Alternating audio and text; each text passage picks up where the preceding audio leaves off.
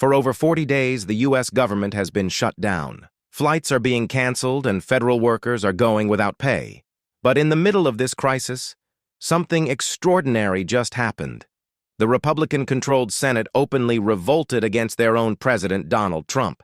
And they did it not over the shutdown, but over a separate, multi-billion-dollar trade war. This isn't just one political battle, it's a twin earthquake, shaking the foundations of Washington. Here's how a fight over Brazilian coffee and a stalled government are on a dramatic collision course. Part 1. The Shutdown Stalemate, a nation feeling the pain. Let's start with the government shutdown, which has now become one of the longest in American history. The core of the stalemate is a single issue: healthcare. Democrats, led by Chuck Schumer, are refusing to fund the government unless Republicans agree to extend subsidies that help lower the cost of health insurance under the Affordable Care Act. Republicans, who control the White House, Senate, and House, have rejected this demand, calling it a non-starter. But as the deadlock continues, the pain is shifting from politicians in Washington to the American public. The most visible impact is in the skies. With air traffic controllers working mandatory overtime for weeks without a paycheck, absenteeism has spiked, creating a staffing crisis. In an unprecedented move, the Federal Aviation Administration has been forced to order airlines to cut flights. What started as a 4% reduction is set to rise to 10%, leading to thousands of cancellations and delays at major airports from Atlanta to Denver to Washington, D.C. Travelers are stranded, and the head of the FAA hasn't ruled out even deeper cuts of up to 20% if the shutdown continues.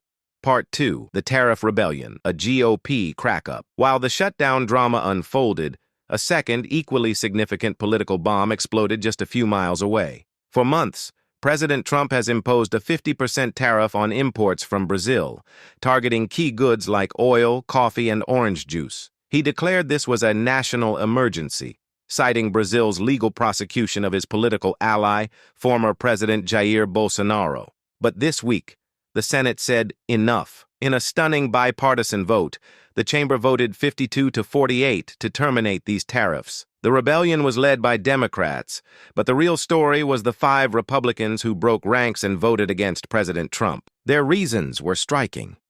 Senator Rand Paul called the use of emergency powers for tariffs an abuse, arguing that not liking someone's tariffs is not an emergency. Senator Tim Kaine, the Democrat who sponsored the measure, framed it as a constitutional issue, asking just how much Congress would let a president get away with. Part 3. The Convergence. 2 battles, 1 political war. So, how do these 2 stories connect? They reveal a Republican Party at war with itself, struggling to govern despite holding all the levers of power. On one front, you have President Trump and his allies in a high-stakes showdown with Democrats, refusing to bend on the shutdown. On the other, you have a significant faction of his own party pushing back against his executive authority on trade. This internal dissent is a major crack in the party's unified front. The pressure is now immense. For the first time in over a month, senators were forced to work through a rare weekend session to try and find a way out of the shutdown. But as of now, there is no deal. Democrats are holding firm on health care, and the Republican rebellion on tariffs shows that the president's influence has its limits, even within his own party. The human and economic costs are mounting by the day. Federal workers face a second month without pay,